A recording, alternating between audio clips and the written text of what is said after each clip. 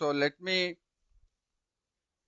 begin by thanking Mr. Ajay Sekher from the Center for Buddhist Studies Kalady, Sanskrit University Kalady, for organizing this talk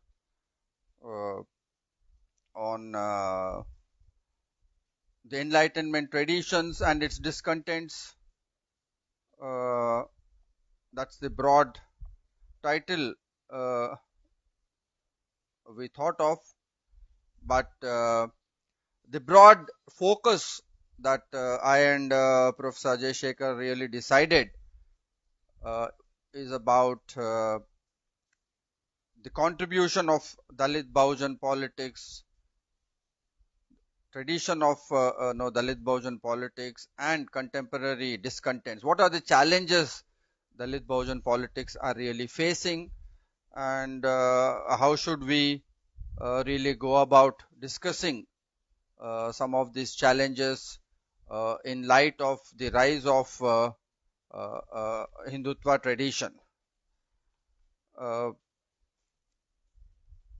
As we know that India had a great Shramanic tradition all through its history, right? Romila Thapar in her book on collective on dissent, voices of dissent, had argued very clearly that that there is a collective subconscious of subconscious to Indian history and Indian tradition in terms of its Shramanic tradition, which flows from Buddha to Bhakti movement to Ambedkar, right to Ambedkar. So there is a long tradition that is primarily represented by the Dalit Bahujan tradition that is anti-Brahminical, that challenges the Vedic Brahminical Hinduism and has presented an alternate set of philosophical propositions from Buddha to Kabir in 15th century.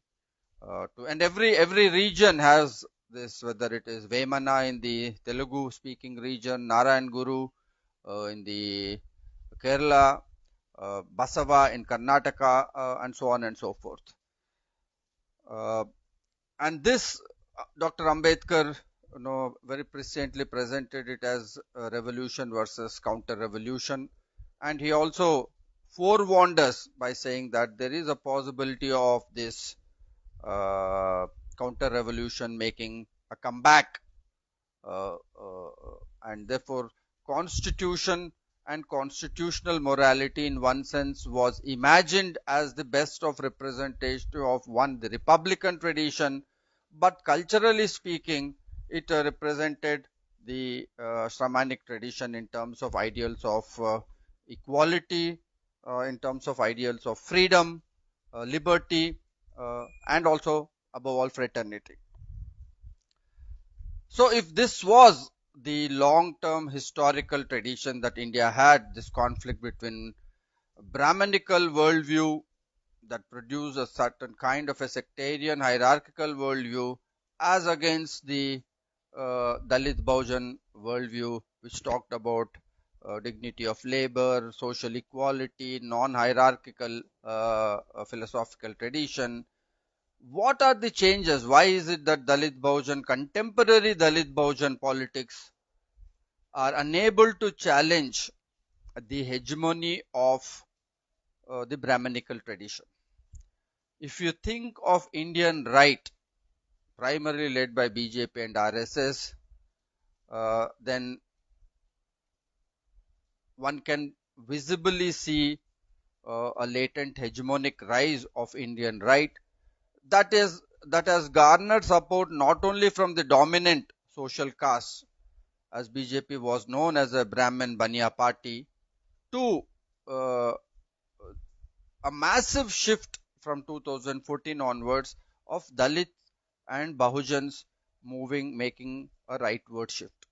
2019, if elections are one such marker, then one would argue that 2019 one witnessed 33% of Dalits and 42% of OBCs, making this big time shift in terms of voting for BJP, above choosing Indian BJP over the left parties, over BSP in Uttar Pradesh, over Congress in all over India.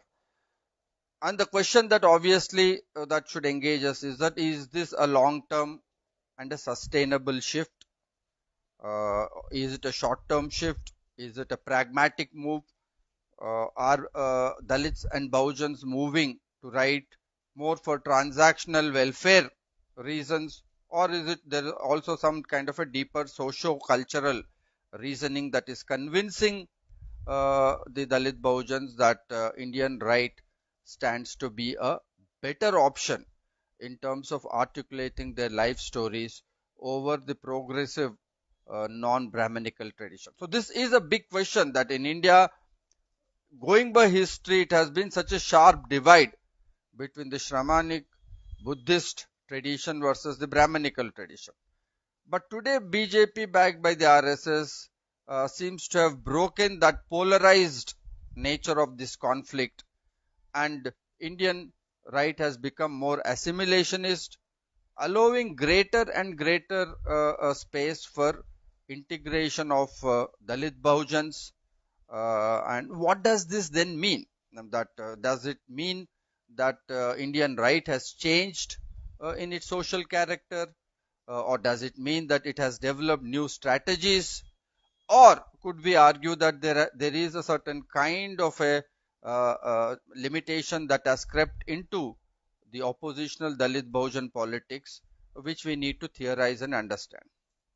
As I see this proposition, I will put 3 or 4 broad propositions for your consideration.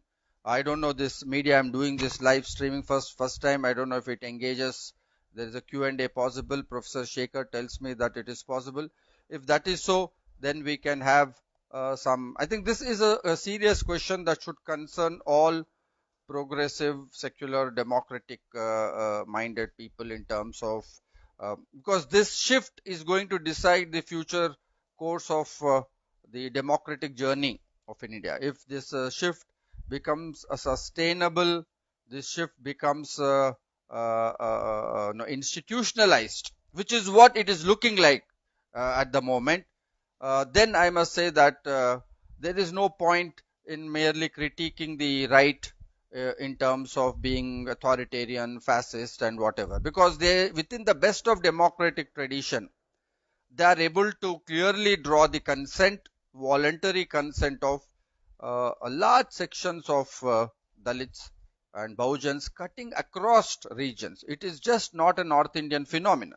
Yes, it's primarily a North Indian phenomenon, but one is able to begin to watch this shift even in South India. I can speak very closely from my experience of Telangana, where I come from, that in the recent assembly elections in Telangana, BJP won additional 5 seats, and all those 5 seats were from tribal areas. It is mostly the STs, and this is the latest addition that STs along, OBCs had moved, Dalits had moved. Now it is STs that they have made, and primarily there seems to be prima facie evidence that there is a certain attraction to a certain cultural memory of being a Hindu. This earlier imagination that we had in terms of this Ambedkarite critique, that if you are a Dalit, then you are anti-Hindu. If you are a Shudra, then you are an anti-Hindu. If you are tribal, you are outside the caste system. Therefore, you have your own local deities, your own local cultural practices, and they have nothing to do with Hindu-based practices. This logic is something that increasingly the evidence from the ground is showing is not really working. Whether it is in Madhya Pradesh, the way tribals have voted this time, whether it is in Gujarat, BJP made major inroads into STs, whether it is dominant tribal states like Jharkhand, Chhattisgarh, where BJP has made big time inroads. Karnataka, this time evidence showed overwhelming voting of STs for the BJP.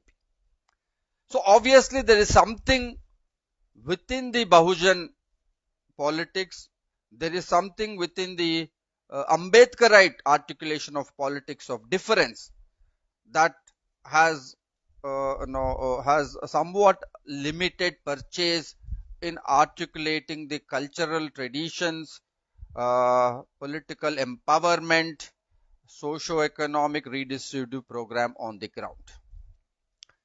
And there is no point obfuscating this issue. We need to take the bull by its horn, get into the strength of why is the right succeeding. How is that a religion, as we all know, Dr. Ambedkar's famous statement that I was born Hindu but I will not die Hindu, or Ambedkar's statement that Hinduism is a disease that cannot be cured. And Ambedkar made very strident critique of Hinduism, rightly so, because of the indignities that he himself personally suffered, and he saw what his fellow castemen and women were going through. So given this tradition, political scientists, sociologists in India took it for granted that caste divisions in India are a natural check on the rise of confessional majoritarian state in India. Therefore, many political scientists and social scientists argued that India can never become a confessional majoritarian state. Unlike Pakistan or Bangladesh, we can never become a theocratic state because Hinduism is not an organized religion.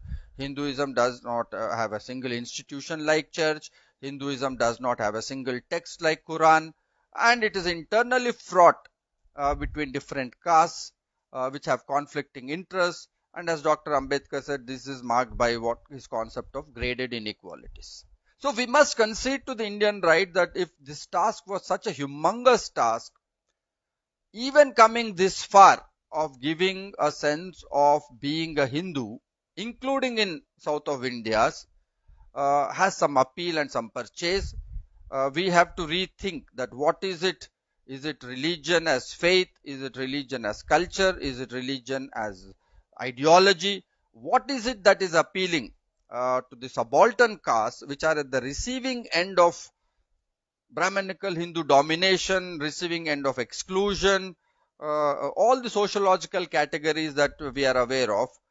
Yet today some of the subaltern castes are very vocal, very aggressive supporters. We are just witnessing the Kavadi Yatra all across North India, where primarily it is a festival by the OBCs who are walking thousands of kilometers to carry water from Haridwar, the holy river of Ganges, so on and so forth. So therefore, I think it is definitely Hinduism as a way of life, as a set of cultural practices, as some kind of a civilizational ethos, some kind of an Indic civilizational memory seems to be at work when people, increasingly growing number of Dalit Bahujans are getting attracted to this. That this easy binary that many of us thought, caste versus religion,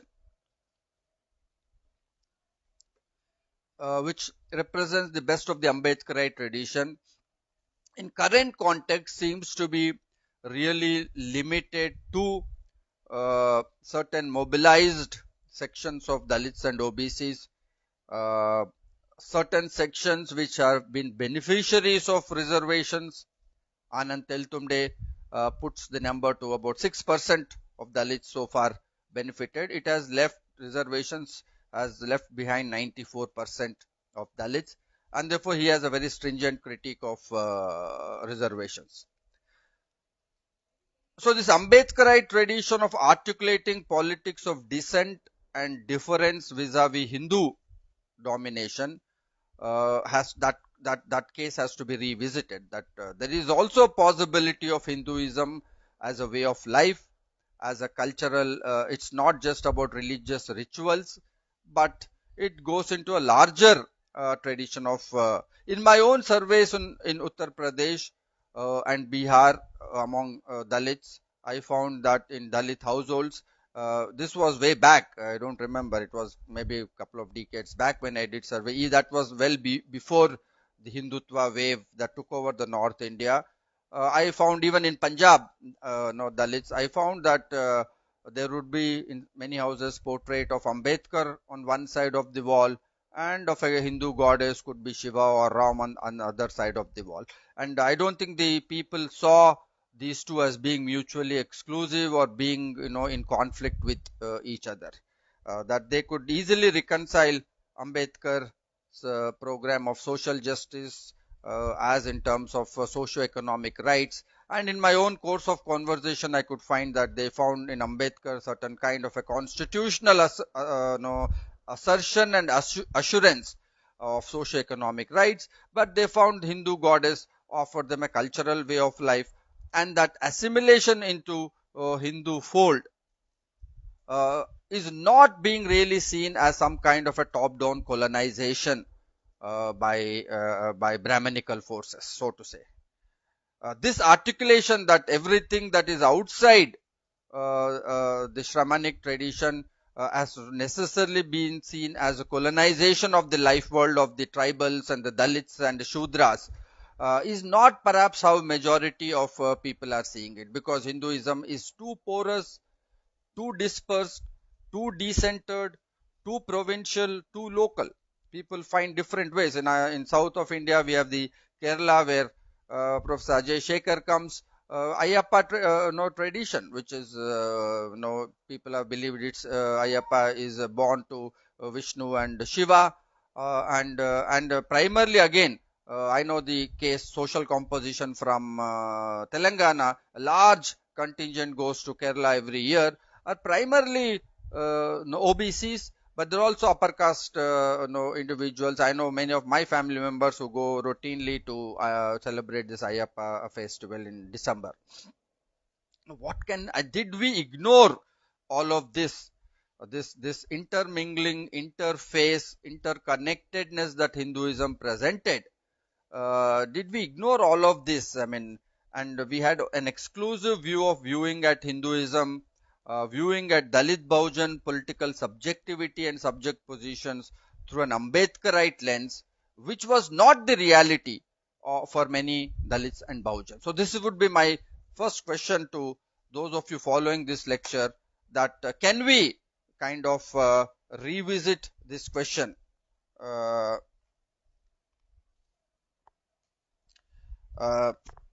so my first question would be, okay, technology says I can't turn while I go live. Uh, so the first question would be, can we frame this question as that there has been some kind of the problem that the entire question of social justice over a period of time in the Indian democratic tradition, especially by the Dalit Bahujan political mobilization, has got reduced to the question of representation.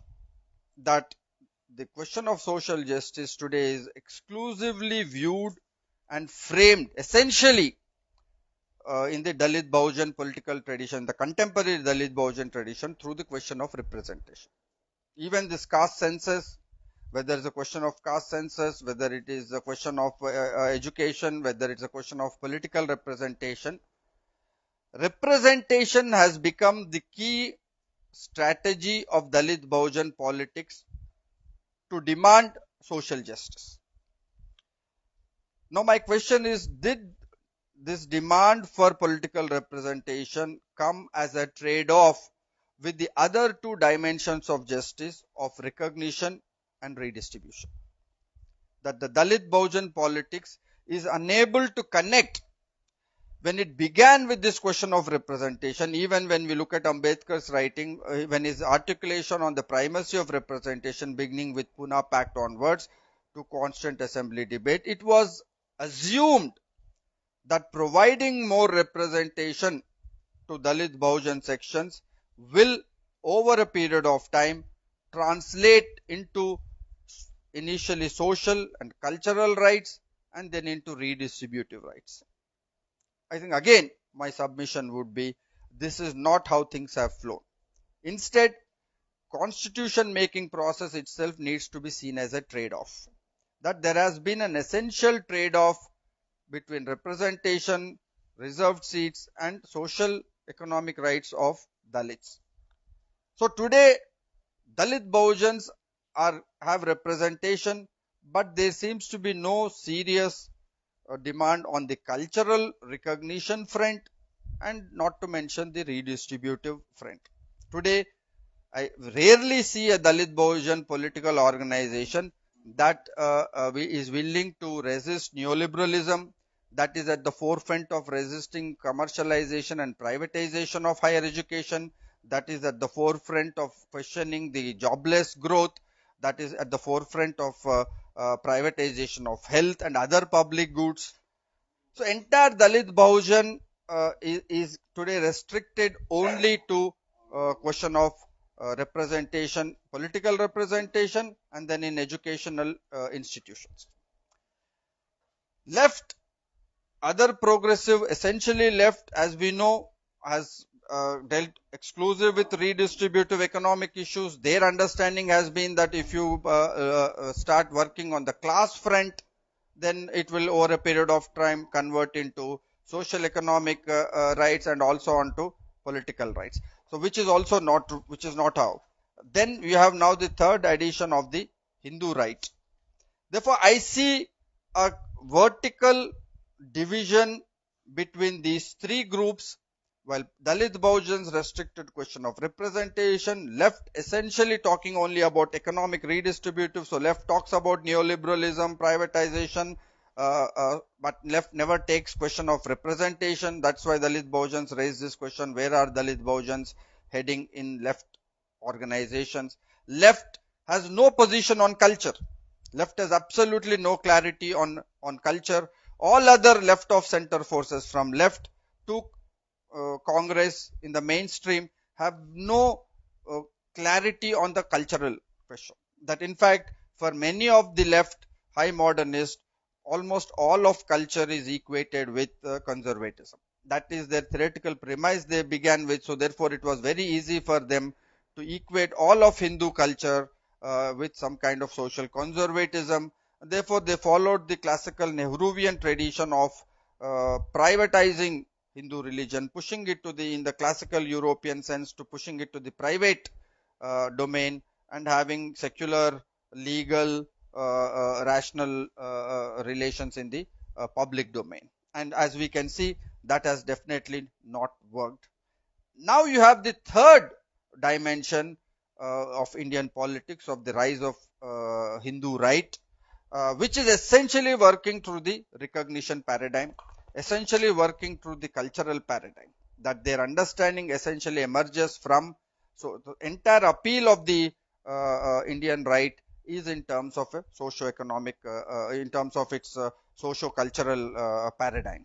Therefore we have this kind of a tripartite division that I see. While in the so-called post-socialist age, essentially the question of justice is about bringing these three dimensions of justice together. Today there is no social or political force on the ground that is able to bring all the three dimensions of justice together. And I am of the view this is essentially the reason why Hindu right is able to exploit the schism and the gap to its advantage.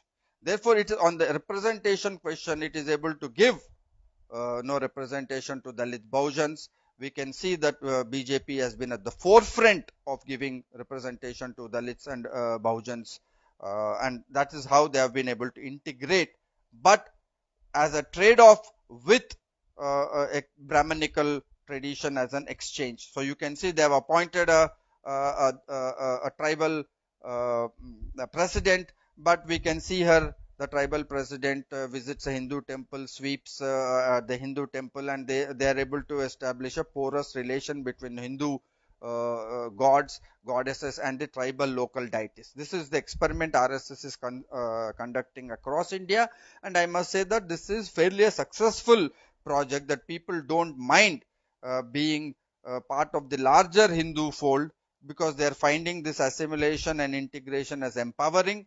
At the same time, they are left free to follow their local cultures, local deities at their own local provincial level, and there is no essential conflict that seems to be happening. That is one reason why we need to revisit many of the progressive constitutional principles that we think are fairly subversive actually turn on their head in contemporary Indian democracy. So if you take the question of the recent judgment of subclassification that the Supreme Court has just pronounced that subclassification is necessary. There are few Dalit subcastes and ST subcastes which have cornered majority of benefits which do not percolate. This is a fair logic, and therefore there has to be an internal redistribution. Most left progressives would welcome this subclassification, and that is an inevitability. Many of us should support subclassification because the weaker subcastes, numerically smaller subcastes, social and economic vulnerable subcastes within Dalits and STs should get an equal opportunity for educational and economic and social benefits. But because of this division, what really happens is that this does not neatly translate the way it is. What the Indian right is able to do is to weaponize most of progressive constitutional principles to subvert democratic egalitarian worldview from within. And this, to my mind, is the biggest challenge. It is possibly the most sharp challenge that democratic forces in India are witnessing today, and partly why I feel opposition left forces are struggling, even Dalit Bahujan forces are struggling to respond to Indian right, is essentially because Indian right has succeeded in weaponizing and destabilizing and subverting radical democratic progressive constitutional principles on their head. So to give you two quick examples, I have written elaborately on this, but I'll give two quick examples on this. One, the subclassification, which is a fairly progressive judgment, would any thinker on equality would welcome. But what right sees in it, while we see percolation of benefits to smaller subcastes, what right sees in it is that what this internal redistribution of resources and representation will do is first weaken the hegemony of dominant subcastes within SCs, STs and then OBCs. OBC subdivision is waiting still with Rohini Commission, and for all you know, this term the current dispensation might go ahead with it. Once the dominant hegemons are challenged internally, then we no longer have dominant Dalit, OBC or ST mobilization. The entire political mobilization will get reduced to small subcastes. In redistributive way, this might be a good strategy to pursue, but in terms of its political challenge, it weakens the Dalit. There is a possibility of weakening of Dalit Bahujan resistance to caste Hindu domination.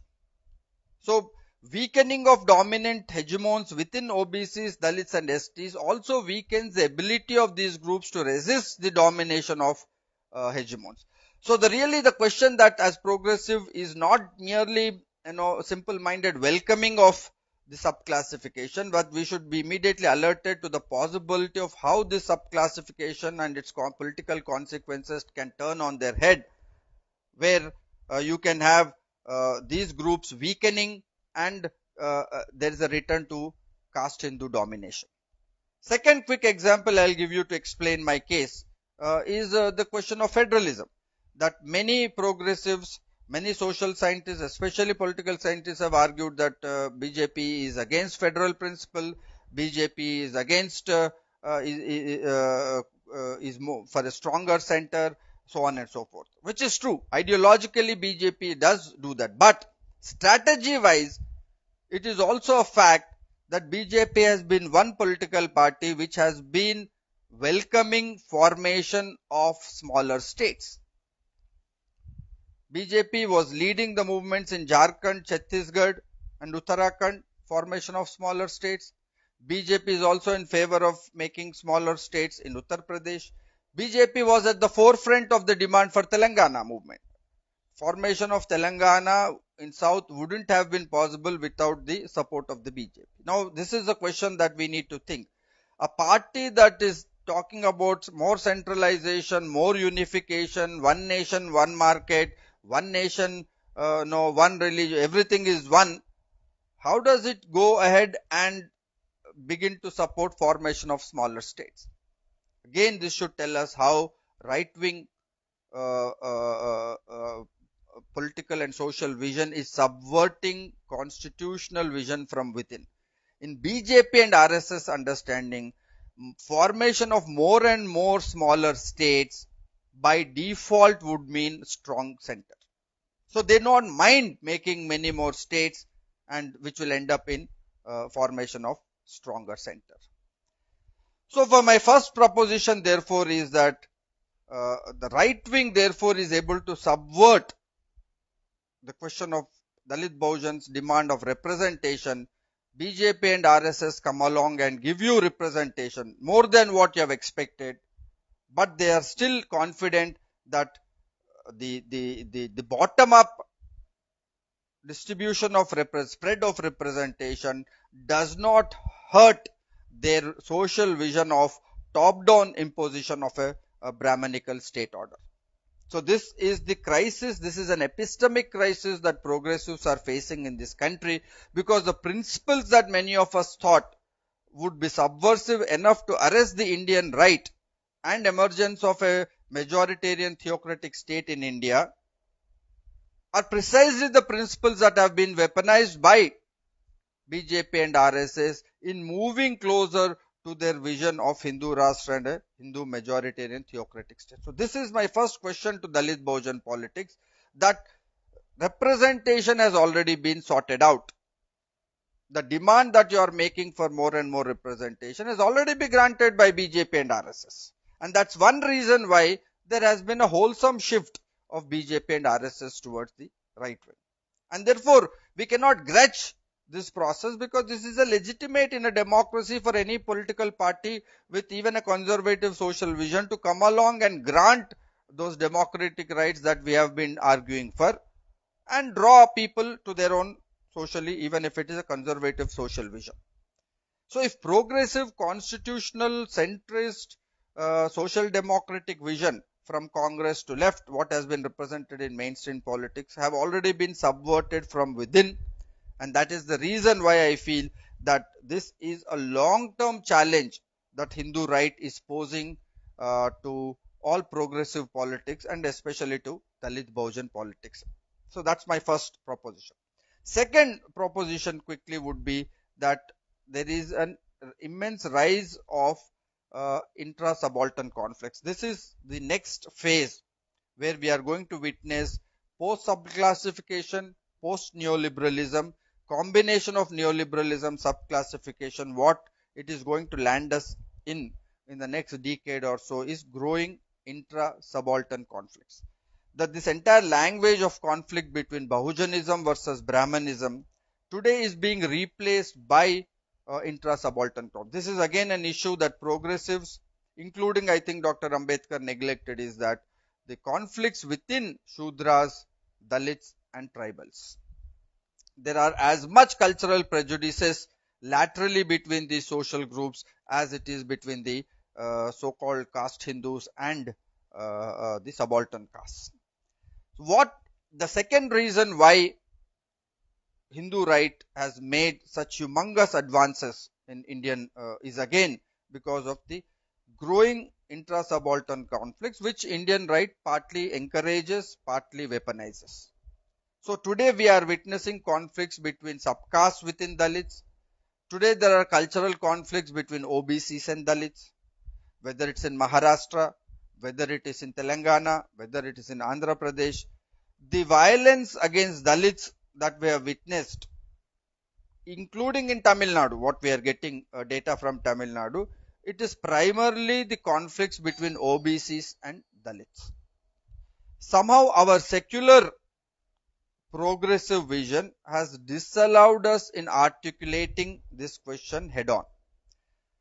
including BSP, which has formulated the Bahujan politics, the Bahujan idea of Bahujanism, which includes religious minorities, OBCs and Dalits, has talked about a political alliance between these groups, but it is not a social fraternity that Dr. Ambedkar spoke about. So Dr. Ambedkar did emphasize about fraternity, but he did not articulate or theorize what does one do with these conflicts between OBC and Dalits. So there is a political alliance that is happening, and that political alliance is very flexible in India. That political alliance BSP successfully forged between Dalits and Brahmins. So we mistook political alliance for a social alliance, but on the social fronts in a society of graded inequalities, those social and cultural prejudices continued in their institutionalized form. In my own writings, I refer to this as secular sectarianism. In the name of secular progressive resistance, many of these castes have resisted those above them in terms of hegemony, but never allowed that democratic redistribution to percolate to those below them. So this one-way challenging of hegemony and reinforcing their own social position has today landed us. I think it is one of the important links that I make in my writings between secular sectarianism and rise of Hindu populism, Hindu right-wing populism. That we'll have to now sit and put our minds together in terms of what do we do with the growing intra-subaltern conflicts. Odisha recently witnessed conflicts between Dalits, Kandos and Pannos in I think eastern Odisha region, between tribals and Dalits. Tribals also begin to practice untouchability against Dalits. Telangana again, as I said, recently witnessed intra-tribal conflicts, that many of the tribal groups, smaller groups, got together to fight and resist the expansion of Lambadas, which is a tribal group that is imagined to be migrated from Rajasthan to South India, and which is the most dominant tribal group in terms of socio-economic development. And all data shows that 80% of ST reservation has been knocked off by Lambadas.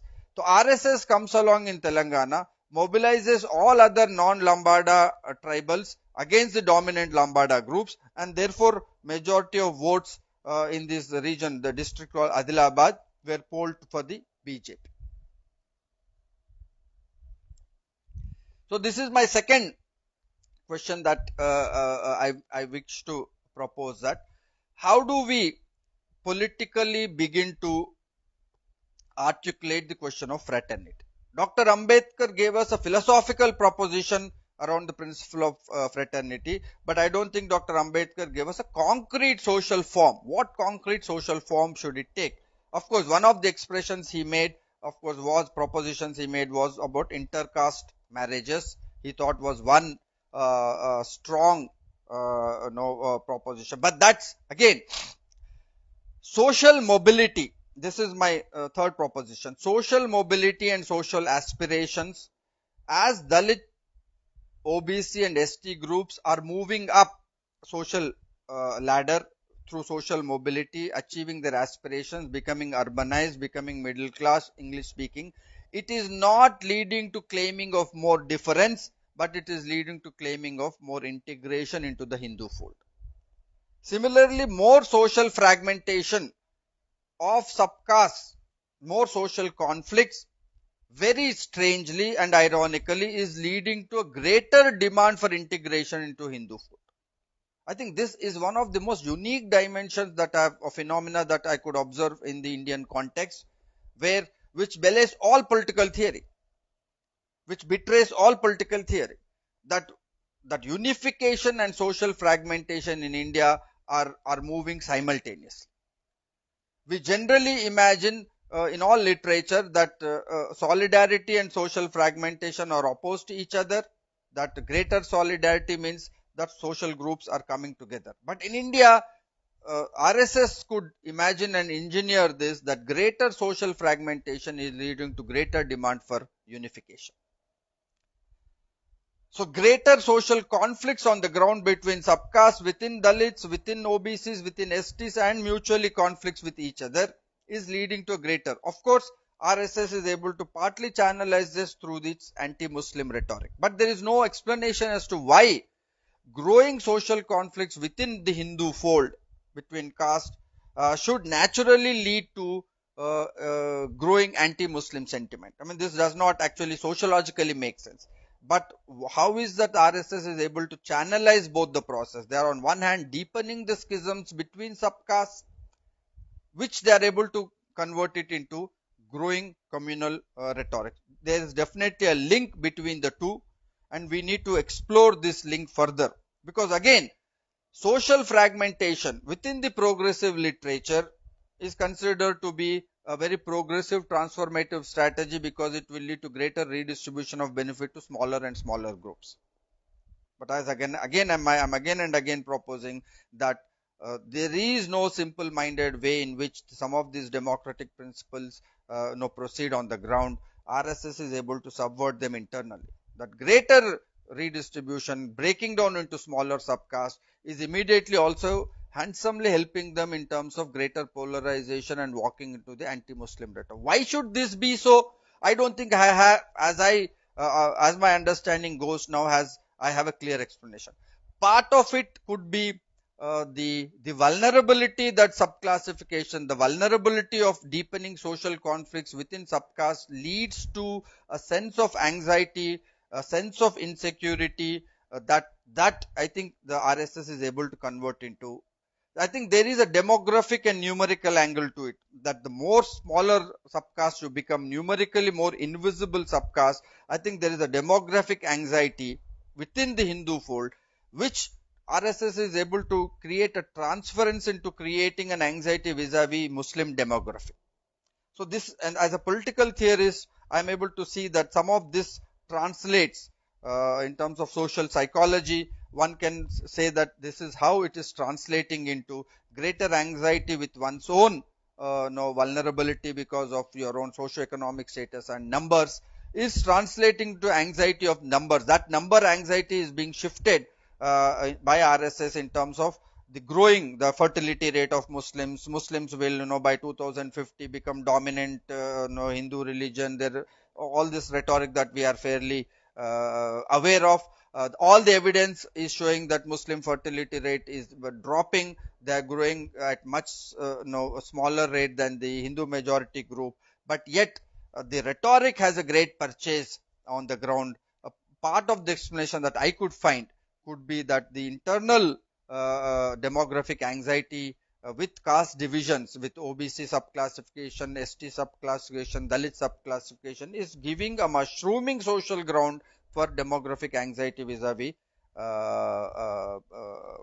the Muslim converting into majority, so on. So my third proposition would be that how do we deal that when a progressive policy like subclassification will lead to growing intra-subaltern conflicts, that intra-subaltern conflicts are being weaponized by the RSS into an anti-Muslim polarized rhetoric, and therefore secular sectarianism, instead of subclassification and internal redistributive leading to a more social democratic vision of the Congress or the left kind, is actually landing us and taking a route to BJP and RSS social vision. Therefore, some of these changes that we are experimenting with, my own reading of the situation is that it might create newer mushrooming ground for right-wing politics in India, because we have refused to fight cultural prejudices in India. I think our practice of secularism, the way we have practiced it, has socially ghettoized groups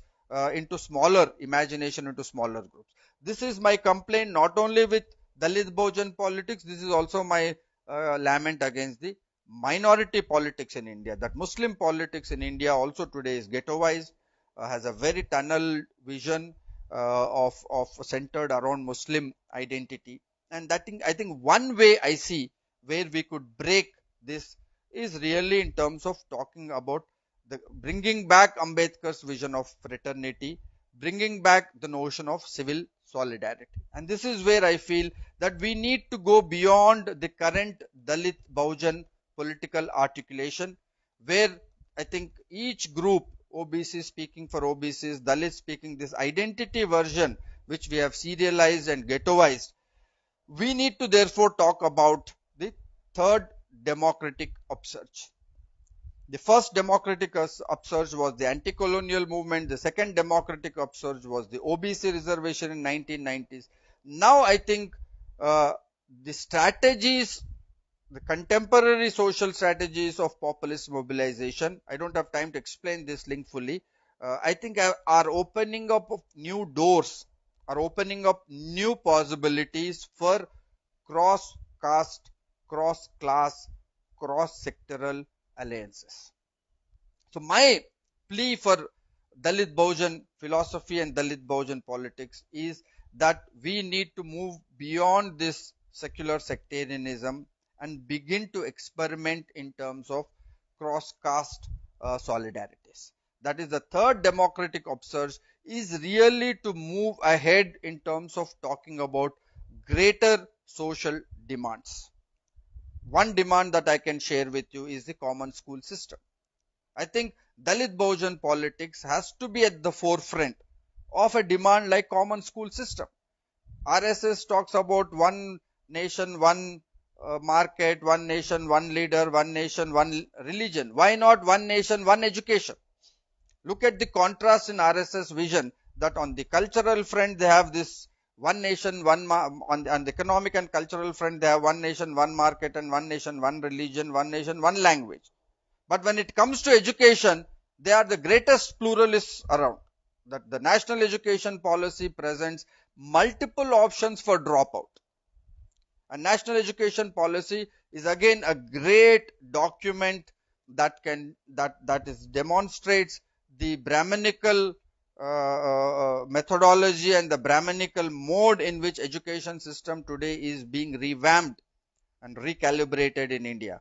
That again they are saying that we need dignity of labor, therefore we need to move to vocationalization of courses, therefore everybody till class 8 need to be taught carpentry and so pottery and so on and so forth, therefore everyone learns dignity of labor. But they are also saying you can drop out at class 8, you can drop out at class 10, class 12 and get into degrees, you can get diplomas and get into the job market. What this is undoubtedly going to do is in terms of pushing Dalit Bahujan subcaste back to their caste professions and retain higher education for niche caste Hindu social constituencies. So therefore today the impending need is for Dalits, OBCs and STs to come together to demand a common school system. In my own experience, I keep addressing a large diverse section of societies, including Dalit Bahujan. Recently, I addressed an All India OBC forum where I put forth this demand that why should we not fight for a common school system? The question that often comes back is that this is a universal demand. Where is OBC question in this? I think this is where the progressive, the structural transformative language is unable to translate into the experiential reality of Dalit Bahujans.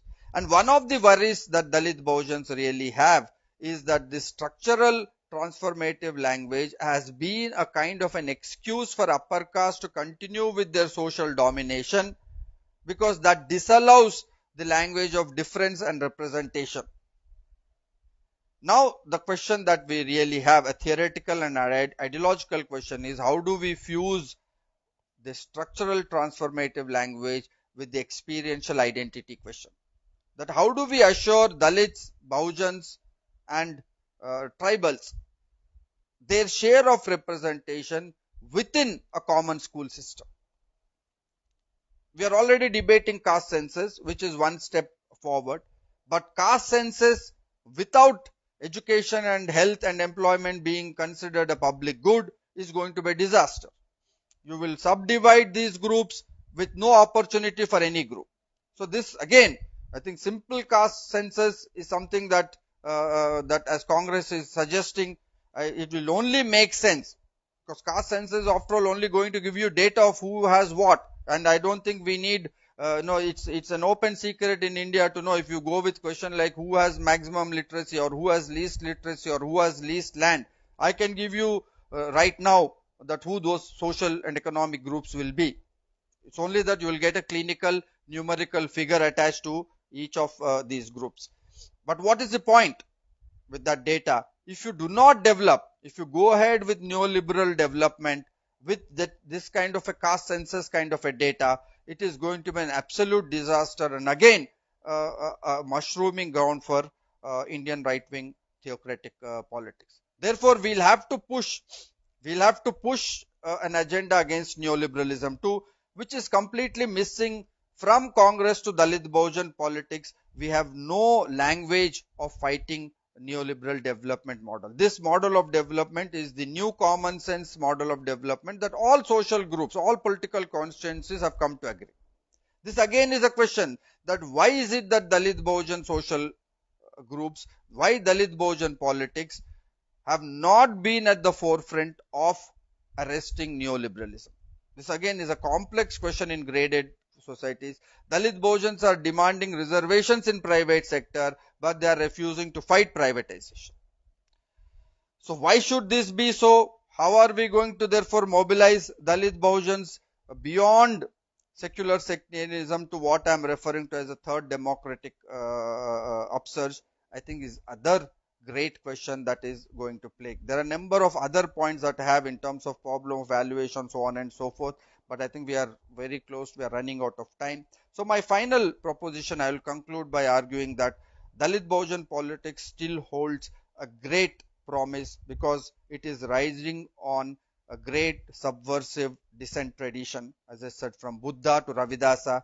I think if there is one single subversive dissent tradition in Indian philosophy, in Indian history, it is the Dalit Bahujan politics and Dalit Bahujan social vision. I think we will have to relocate, bring back that social vision to argue what it means in contemporary times. That how do we fuse constitutional vision with the transformative agenda in Dalit Bahujan politics, and in concrete sense I would articulate that I think secular sectarianism of intra-subaltern conflicts is one side where we need to be invested in terms of how to overcome that and fuse these philosophical propositions with this larger transformative structural demand that I am referring to as the third democratic upsurge. This is not an easy agenda because it is, we are a graded, as Ambedkar said, there are graded inequalities. Each subcaste thinks in its own specific locationalities. Cultural prejudices are rampant, but it is the time that we need to take up that culture has both prejudice as well as deep notions of civil solidarity. That I think it is time we go back and dig our own history to kind of re-signify and look at the possibilities. It will at least arrest this kind of an hegemonic ascendance of RSS for the time being. But there will be larger and long-term questions of Hinduization. What do we do with this process of Hinduization?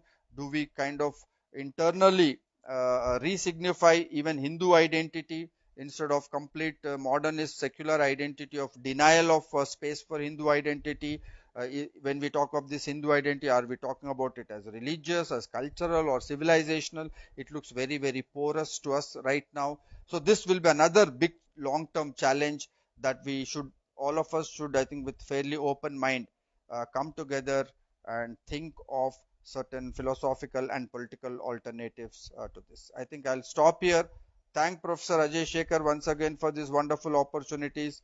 I hope we will have some propositions, not that I have a blueprint, but some issues that I could foreground which look like an immediate challenge to progressives in India. Thank you. I'll finish here and post it as Ajay Shekhar has suggested to my wall.